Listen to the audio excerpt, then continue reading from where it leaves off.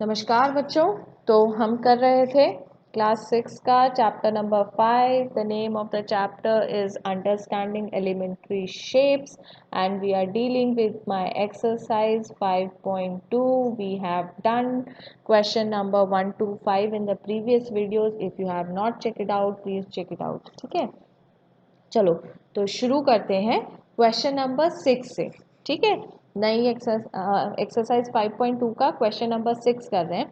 How many right angles do you make if you start facing south and turn a clockwise to the west. इस type के questions देखो हम पहले भी कर चुके हैं, अगर आपको याद होगा तो हमने थोड़ा किया था. अब देखो क्या कह रहा है, फिगर में चलते हैं.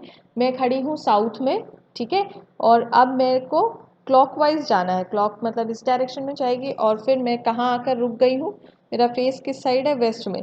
तो कितना 90 डिग्री मैंने कवर किया है, देखो एक ही 90 डिग्री हो रहा है, तो एक 90 डिग्री हो गया है. क्लियर.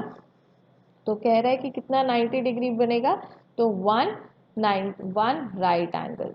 कितना बनेगा, वन राइट एंगल. कितना बनेगा, वन राइट एंगल. देखो यही लिखा हुआ है, to make if we start facing this, so to clockwise to west we have to make one right angle. अब नेक्स्ट कह रहा है, देखो नेक्स्ट पे चल रहा है. नेक्स्ट पे कह रहा है कि नॉर्थ और एंटी क्लॉकवाइज टर्न किया और ईस्ट में पहुंच गया है. ठीक है, तो कितना चलेगा. अब देखो यहाँ पे मैं अलग से बनाती हूँ, ये है north, west, east and this is south. Clear. अब मैं खड़ी हूँ नॉर्थ में. ठीक है, अब क्लॉकवाइज बोलेगा तो मतलब घड़ी की डायरेक्शन में इधर जाना, पर इसने बोला एंटी क्लॉकवाइज, तो एंटी क्लॉकवाइज का मतलब इस साइड से जाना पड़ेगा. ठीक है, और कहाँ जाकर रुकना है, मुझे ईस्ट में जाकर रुकना है. तो ये पहला 90 डिग्री का एंगल, ये दूसरा 90 डिग्री का एंगल और ये तीसरा 90 डिग्री का एंगल, और फिर मैं पहुंच गई हूँ ईस्ट में. फिर मैं कहाँ पहुंच गई, ईस्ट में. तो कितने 90 डिग्री के एंगल हो गए मेरे पास, तीन. तो थ्री राइट एंगल्स. कितने राइट एंगल्स चाहिए मुझे वहां तक पहुंचने के लिए, थ्री राइट एंगल्स. क्लियर है इतना.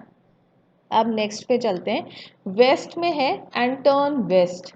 ठीक है, वेस्ट से शुरू करा और वेस्ट में ही घूमकर आ गई, तो मतलब फुल सर्कल कर्व कर लिया. क्या कर लिया मैंने, फुल सर्कल किया. 360 डिग्री पूरा घूम गई हूँ. तो 360 पूरा डिग्री घूमने के लिए कितने सर्कल, कितने चाहिए, 90 ये, 90 ये, 90 ये और 90 ये. ठीक है, तो four right angles, four right angles, four right angles. अब इस क्वेश्चन में एक बात को नोटिस किया, इसने मुझे बोला नहीं क्लॉकवाइज और एंटी क्लॉकवाइज, बोला नहीं बोला. तो भले ही मैं क्लॉकवाइज जाऊं तो भी चार पड़ेंगे और एंटी क्लॉकवाइज जाऊं तो भी चार पड़ेंगे. तो जब भी मैं पूरा सर्कल या पूरा वेस्ट से शुरू होकर वेस्ट पे आती हूँ या ईस्ट से शुरू होकर ईस्ट पे आती हूँ, तो चार राइट एंगल्स होते हैं और डायरेक्शन का कोई मायना नहीं होता है, क्योंकि घूमकर वापस उसी जगह पे आना होता है. ठीक है, तो अब कह रहा है कि नेक्स्ट पे चलना है.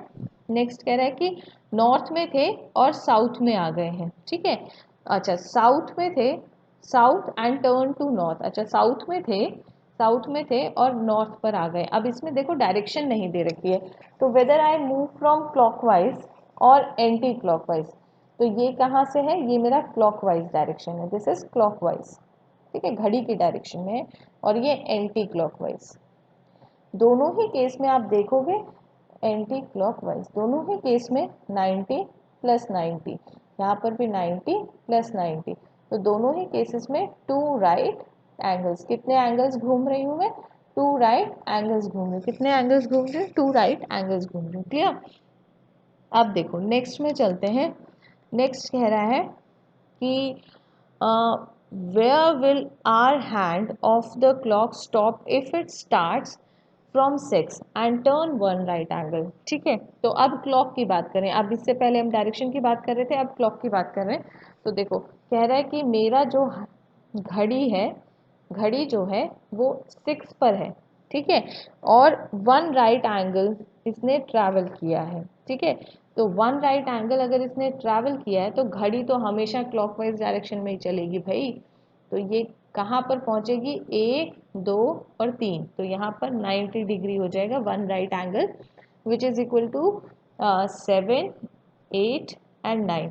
तो कहाँ पर पहुँचेगी, 9 पर पहुँचेगी घड़ी, तो मेरे पास 1 राइट एंगल कंप्लीट कर लेगी।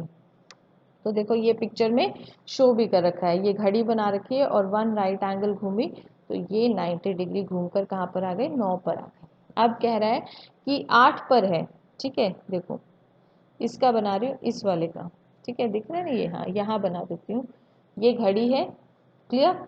अब ये कह रहा है ये 6, ये 12, ये 3 और ये 9, ठीक है।